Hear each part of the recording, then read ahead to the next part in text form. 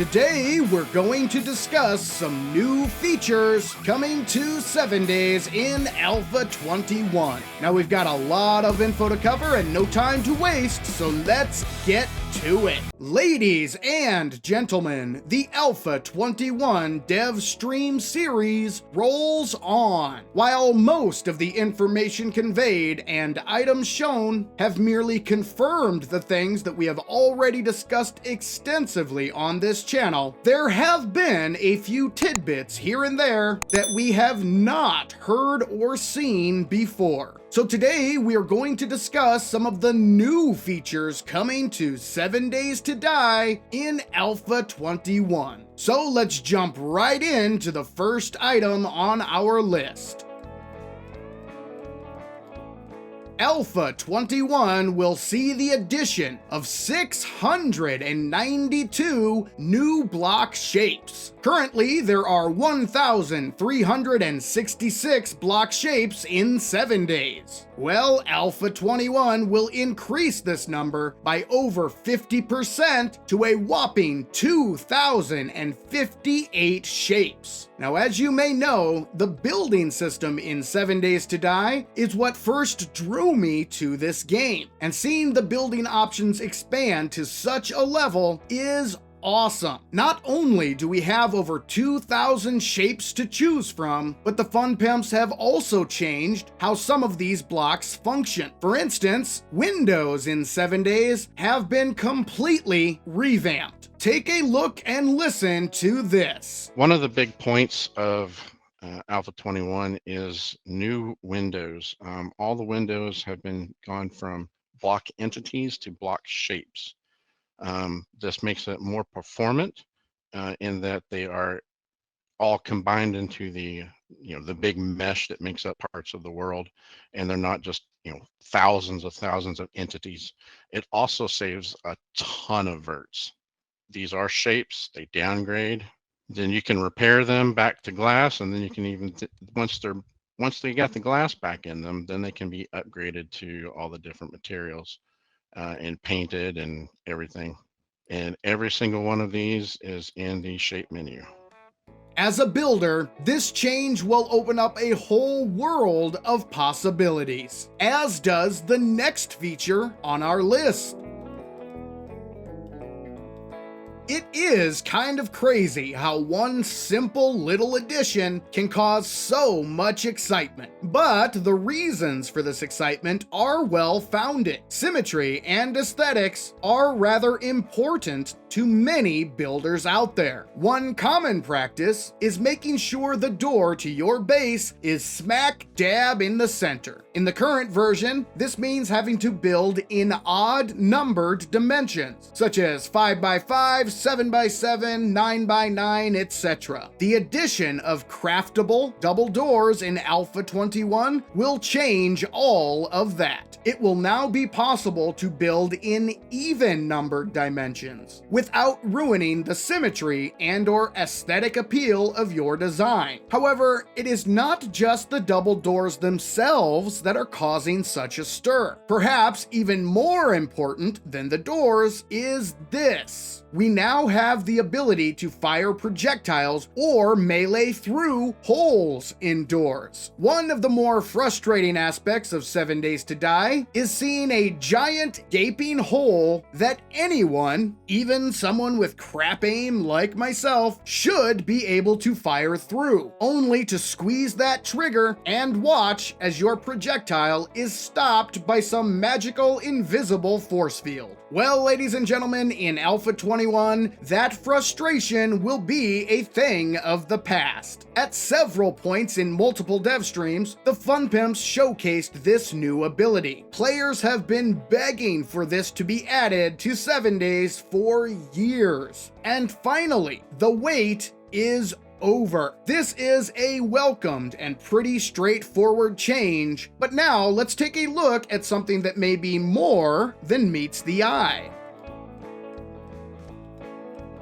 During the first dev stream, the Fun Pimps were showcasing a brand new military checkpoint POI. While exploring the area, Lathan passed by one of the new cop car assets, and we could clearly see that the cop car was locked. This led to speculation that perhaps there was more to this story. Many believed, myself included, that the Fun Pimps had added in a new trigger or trap system. Perhaps by unlocking the vehicle, you will trigger zombies to spawn, or perhaps the cop car lights would start flashing, or the siren would start blaring. This would draw all nearby zombies to your position, or it could be some combination of all of the above. But whatever the case may be, something was definitely up, and the Fun Pimps kind of let the cat completely out of the bag by saying this. We're probably not showing cop car stuff, right? No, we probably should. Okay. There's some cool stuff with that I'll tease for you. That's the second time we teased that. Oh, sorry. No, sorry, it's guys. fine. It's fine. They'll live. By asking if they were going to go over cop car stuff, this confirmed that there was indeed cop car stuff added to 7 Days to Die in Alpha 21. Now, we do not know precisely what at this point, but we do know that there is more than meets the eye when it comes to the new cop car assets. But let's move on to some new features that aren't necessarily game-changing, but they are kinda cool.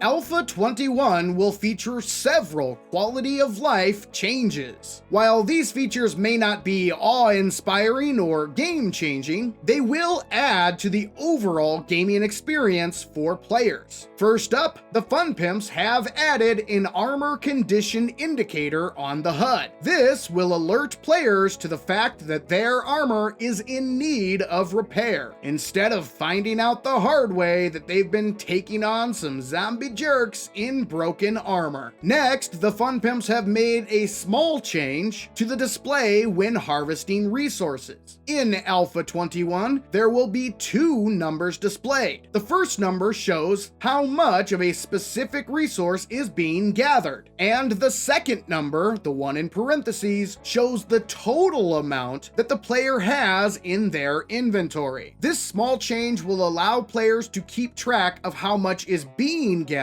as well as how much has been gathered in total thus far. Next up on our list is a change to small loot containers, such as garbage piles and bird nests. After looting these small containers, they will be destroyed. This means that your well-traveled areas will no longer be littered with small containers that you have already looted. However, this also removes the possibility of breaking down these containers for extra resources, as many players do with bird nests, for example. It also removes the respawn possibility of these containers, unless you activate the new chunk reset option, which we have discussed at length in a previous video. Another change we have talked about previously here on the channel is the danger meter, and it does work exactly how we figured it would, but we did get a glimpse of what it will actually look like on the screen. There are 2 sections to this new danger meter, a red skull section and an orange skull section. The orange skulls denote the danger level of the biome you are in. The red skulls show you the tier level of the POI you are approaching. So when you walk up to a POI, you will see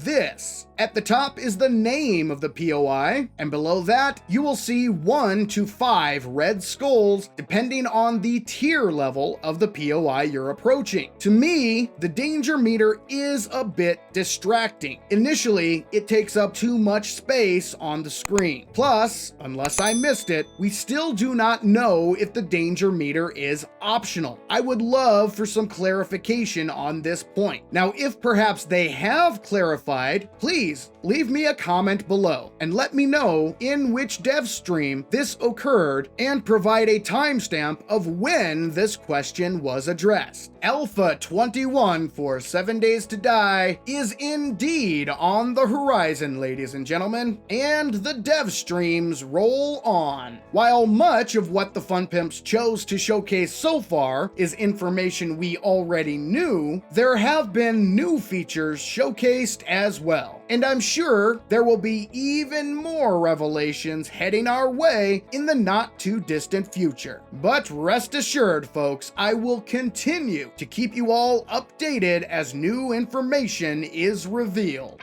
But for now, this is Savin saying thank you, ladies and gentlemen, and I'll catch you in the next one.